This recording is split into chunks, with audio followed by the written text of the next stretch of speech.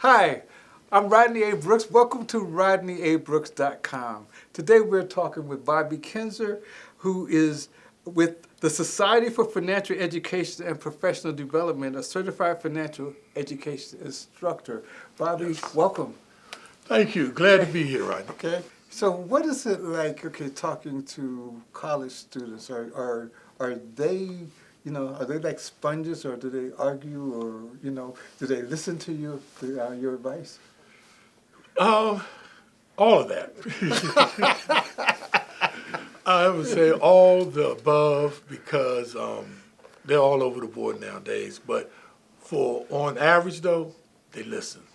On average, they listen because I first listen to them, and I try to reach them where they are, and I try to find out where they are just mentally in some of the places. And when they see that, it's almost like I sort of gain their trust, and then they hear and they kind of believe in what I'm saying. But for the most part, Rodney, they listen, and they are excited. Even though a lot of people get on the young people because they're into cryptocurrency and day trading, excuse me, and options and things like that. They're like, man, why are they in all those risk things? Not that they just are, as we always, as older folks say, instant gratification, but they're really into those things, not just for the instant gratification of their money growing fast. That's what I found.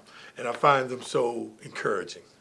Okay, so the sort of leading into my next question is particularly because, talking with many people in the financial services industry, there's a real difference between what millennials want to hear versus what boomers or even Gen Xers. So they have to tailor their advice to a younger generation. And I'm going to say right off that the person who's a financial advisor for your father may not necessarily be the one for you when you're coming out of college. So in that sense, you may want to go with somebody who's more in line with your age or your sex. But what kind of different advice? Millennials, they spend more. You talk about instant gratification. You talk briefly about cryptocurrencies and things, but it's a very different generation requiring a different type of financial advice. Yes. Well, one of the main approaches I have with the younger generation, the millennials, is mindset first. I mean, a lot of people get into the numbers and math of investing, but really it's the mindset. And so what I try to talk to these younger people is to get them to identify what's important to them. What are their values? Because that drives the decisions that they're going to make. And then I talk about them about goals, about having a vision. And when they hear that, because they want to jump right into the knowledge and the the information of investing, the first and foremost thing. But I tell them, you need to understand where you are. You need to understand, what's right for you. Like you say, what's right for somebody else, even in their same age group, may not be what's right for another person, especially if they don't know their own risk tolerance.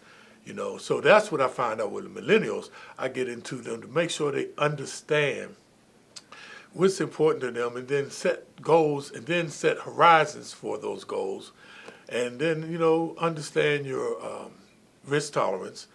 And once I start from there, I think that's a better place than getting into retirement, talking about retirement or identity theft early on. Or sometimes I get into talking to them, which I don't start with older people, about entrepreneurship as an investment. So let's jump a couple of generations. Let's talk about Social Security for a minute. Now, so my experience talking to people, I mean, men, but especially black men, have this thing that the way they want to take Social Security early, and and you understand, why some people want to do that, because some people need to take it early, and so so so the difference between taking Social Security at 62 versus 70 is pretty substantial, and I think most people don't realize how little Social Security is when you take it early. So is that your experience? Is it? I mean, men in particular want to take it early, but so a lot of it is they don't trust the system, but a lot of it is I want to take it right now because I earned it. What kind of and it's a complicated thing. So that's why I say when they ask you about it, what kind of advice can you give? See, that's a tough one, Rotten, because like I say, everybody's individual decisions or situation is their individual situation. So I took it early, and this is why.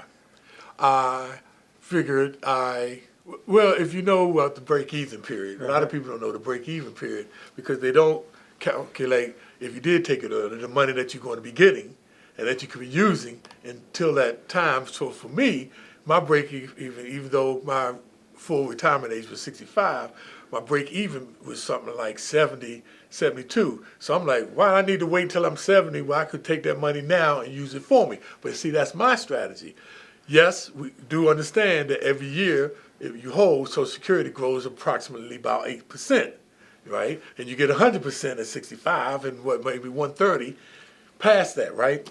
So it depends. And my goal was I have a daughter in a high tuition university, and I just felt that for me, I can take that money now and make it work for me. And once I get to 70, I'm like, I ain't gonna be needing that much money anyway. So that was my philosophy.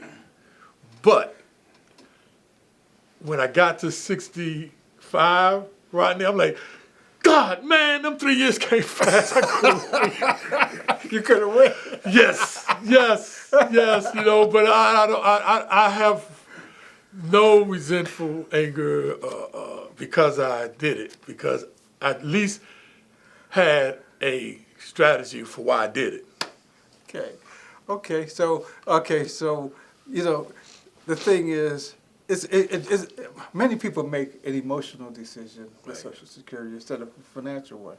And then many people make a financial one because, as I said earlier, many people take it because they don't have many alternatives for income. But the average check is somewhere around about 1700 a month, which may surprise people at how low it is.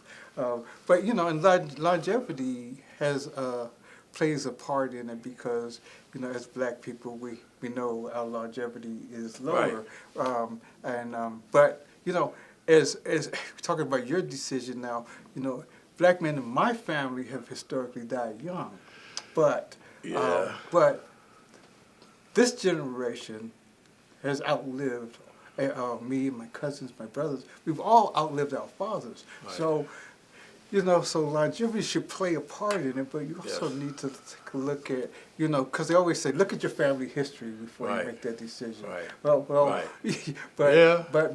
medicine, exercise, and all those things, people are living longer. But Yes. True. But if we know you're making 8% a year while waiting on Social Security, and if you look at the market the last, let's say, 10 years, which went up for 10 years, unprecedented, and I was getting 15 and sometimes 25 as opposed to the 8%. Now, although, and let's use the strategy, if I was just getting 1,700, well, and I think the full amount, if you were in that age group, in that Social Security, might have been you might have got 2,500, 26. So I'm taking 17 and I'm getting 15 as opposed to 8. So, because but what that says though is basically it is okay, because I'm gonna guess that 80% of the people who make that decision aren't going to make it based on that, or based on their returns in the market. In fact, they're not going to be in the market. Right? That's a true assumption. Very true assumption. But that's why we say it's a personal decision, because you have to consider yourself, your family history, but also what you're going to do. And as I said several times, most people who take it need to take it because they don't have other income sources. That's the sad part. Right. When you have to take it. Right. You're right. Right. Okay. Right. So since we're talking about this, let's talk about multiple income streams. That's the name of the game. Yes. That's the name of the game. Okay. And just explain it to people. Basically, the best situation to be when you retire is to have income from multiple sources, and that might be Social Security, might be one of them. Because historically, we talk about a three-legged stool. Yes. It used to be your pension was one leg, okay, your Social Security was one leg, and your own personal savings was the other. Correct. Well, pensions is gone, right? Out of here. Right. So now you have to figure out, how to make it, and I don't want to get into all complications of annuities, but you basically want to. I just did a whole show yesterday on annuities. Yes. A whole show. So okay, but that could be one of the income streams. So let's talk about multiple income streams. Well, my great mentor, Ted Daniels, who you know well, he always make this statement: if you can just have 3 checks, you'll be able to live a good life. If you can just get 3 checks, and normally those 3 checks is your pension, Social Security, or your pension or 401k plan, Social Security, or pension, Social Security, or if you had a 401k plan, excuse me, because some people have a pension and a 401k and Social Security, but 3 checks. But the name of the game is multiple income streams. But if you can just get 3 checks, you should be able to live a decent, comfortable life. And I truly believe that, and that's why a lot of people don't do that, and it's the strategy. The more multiple incomes you have, the better off. I mean, annuities, Rodney, over $380-something billion went into annuities in 2023, fixed annuities, because all annuities can get complicated, Yes. but annuities are becoming, because the pensions are gone now, and annuities is one of the few, if I think only, financial products that guarantee you a consistent income stream. Guarantee you, meaning fixed income. Let me make that straight. Right. And that's rare. And so a lot of people are jumping in that to have that multiple income stream, with their Social Security, with their IRA, or with their personal investments.